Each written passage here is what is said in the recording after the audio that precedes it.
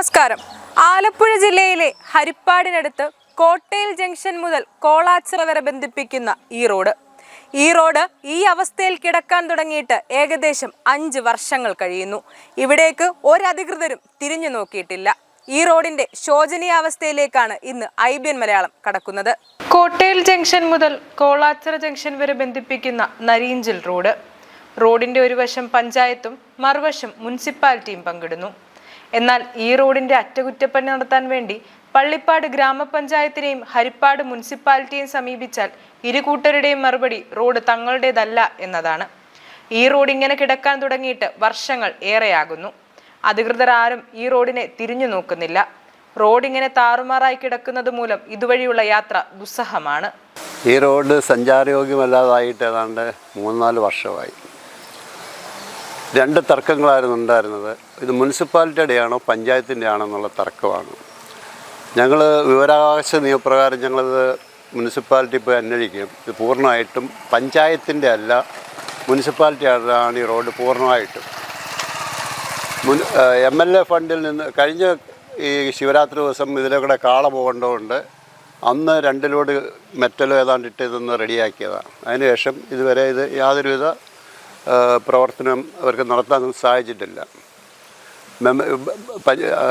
Harippad municipal councillor ആണിത് മുൻകൈ എടുത്ത് ചെയ്യേണ്ടത്.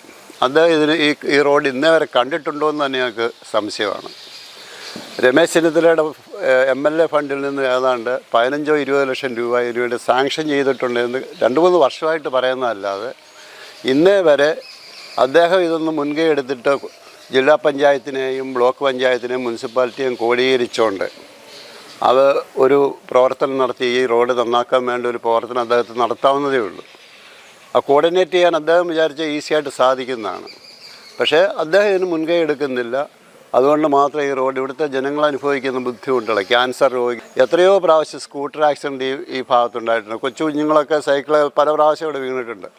ഇപ്പോൾ വെള്ളമില്ലാത്തതുകൊണ്ട് നമുക്കിത് മനസ്സിലാക്കാം ഇത് റോഡുണ്ടെന്ന്. വെള്ളം വന്നു കഴിഞ്ഞാൽ ഇത് ഏതാണ്ട് ഇത്രയും മുട്ടറ്റും വെള്ളത്തിന് മേളിലെ ആൾക്കാർ സൈക്കിളിൽ പോകുമ്പോൾ പല കുട്ടികളും ഇവിടെ ഉരുണ്ട് വീണിട്ടുണ്ട്. ഞങ്ങൾ ഈ അയലത്തിൽ റോഡ് സൈഡിൽ താമസിക്കുന്ന ആൾക്കാരാണ് ഇവരെയൊക്കെ എടുത്ത് ആശുപത്രിയിലൊക്കെ കൊണ്ടുപോകുന്നത്. ഇത് MLA ഫണ്ടും പിന്നെ ജില്ലാ പഞ്ചായത്തിൻ്റെ ഫണ്ടും ബ്ലോക്ക് പഞ്ചായത്തിൻ്റെ ഫണ്ടും കൂടെ ഉപയോഗിച്ച് ഇത് വൃത്തിയാക്കാവുന്നതേ ഉള്ളൂ. ഈ റോഡിൽ കൂടെ യാത്രയെന്ന് പറഞ്ഞത് വളരെ ദുസ്സഹമായ രീതിയിലുള്ളതാണ്. കുളമാണോ അതോ തോടാണോ ഒന്നും ആറാണോ ഒന്നും അറിയാൻ പറ്റാത്ത രൂപത്തിലാണ് ഈ റോഡിൻ്റെ. വേനൽക്കാലമായി കഴിഞ്ഞാൽ പൊടി കൊണ്ട് പരിസരവാസികൾക്ക് പോകാൻ പോലും ഒക്കത്തില്ല. ഞങ്ങളുടെ ഈ റോഡിൻ്റെ തൊട്ടടുത്ത് താമസിക്കുന്നവർ ക്യാൻസർ പേഷ്യൻ്റാണ്. ഇവർക്ക് പോലും പൊടിയെന്ന് പറയുന്നത് വളരെ അലർജി ആയിട്ടുള്ളൊരു കാര്യമാണ്. ഇത് പറഞ്ഞ് പഞ്ചായത്തിൻ്റെ അടുത്തും മുനിസിപ്പാലിറ്റി അടുത്തും നമ്മളിത് അവരുടെ അടുത്ത് പറഞ്ഞ് നമ്മൾ മടുക്കുന്നതല്ലാതെ യാതൊരു പ്രതിക്രിയകളും ഈ 2 ഇവരും ചെയ്യുന്നില്ല. ഇപ്പം ഇവർക്ക് തന്നെ ഇതിപ്പം മനുഷ്യന് വാസയോഗ്യമല്ലാത്ത രൂപത്തിലാണ് വരുന്നത്. കൊടും ചൂടിനോടനുസരിച്ച് തന്നെ ഈ പൊടിയുടെ ഇതിപ്പോൾ തന്നെ കണ്ടില്ലേ, വാഹനം പോയപ്പോൾ ഉണ്ടായത് ഭയങ്കര ദുസ്സഹമാണ്. ഇതിൻ്റെ ഇപ്പം 2 സൈഡിലും വസിക്കുന്ന ജനങ്ങൾക്ക് ഭയങ്കര ദുരിതമാണ്. എത്രയും പെട്ടെന്ന് ഇതിനെ വിധേയപ്പെട്ട അധികാരികളിൽ ഇതെത്തിച്ചേരുക. അതിനുള്ള ഫണ്ടുണ്ടെങ്കിൽ പോലും അത് ഏറ്റെടുത്ത് ചെയ്യാനുള്ള കോൺട്രാക്ടറുകളെ നമുക്ക് കിട്ടുന്നില്ല. അതിന് യോഗ്യമായ ഫണ്ട് സർക്കാർ അനുവദിക്കുന്നില്ല. 5-10 ലക്ഷം കൊണ്ട് ഈ റോഡിൻ്റെ ഈ നവീകരണ പ്രവർത്തനങ്ങൾ നടക്കുകയില്ല.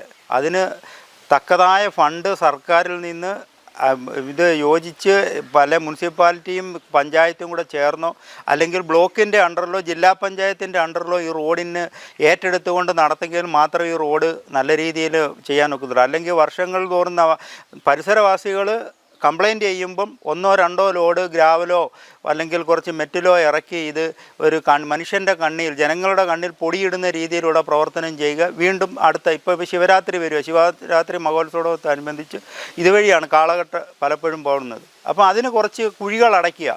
വീണ്ടും അടുത്ത ശിവരാത്രി ആകുമ്പം വീണ്ടും കുറച്ച് കുഴികളടക്കി. ഇതല്ലാതെ ഈ ശാശ്വതമായ ഒരു പരിഹാരം ഈ ദേശത്ത് 2 പള്ളിപ്പാട് പഞ്ചായത്തും ചെയ്യുന്നില്ല, ഹരിപ്പാട് മുനിസിപ്പാലിറ്റിയും ചെയ്യുന്നില്ല. 2 ഇതിപ്പോൾ നേതൃത്വം വഹിക്കുന്നവരും ഈ റോഡ് ഉപേക്ഷിച്ച രീതിയിലാണ്. ജനങ്ങളും വളരെ ദുസ്സഹകരമായി ഇനി പ്രക്ഷോഭങ്ങൾ നാട്ടുകാർ ഏറ്റെടുത്ത് മുമ്പോട്ട് ഈ റോഡ് ബ്ലോക്ക് ചെയ്യുകയോ അല്ലെങ്കിൽ ഇത് മുനിസിപ്പാലിറ്റിയോ അല്ലെങ്കിൽ പഞ്ചായത്തോ ഉപരോധിക്കുന്ന രീതിയിലേക്ക് മുന്നേറണമെന്നാണ് ഇപ്പം ഞങ്ങളൊരു തീരുമാനം എടുത്തിരിക്കുന്നത്. നാളുകൊണ്ട് ഈ റോഡ് ഇങ്ങനെ കിടക്കുക.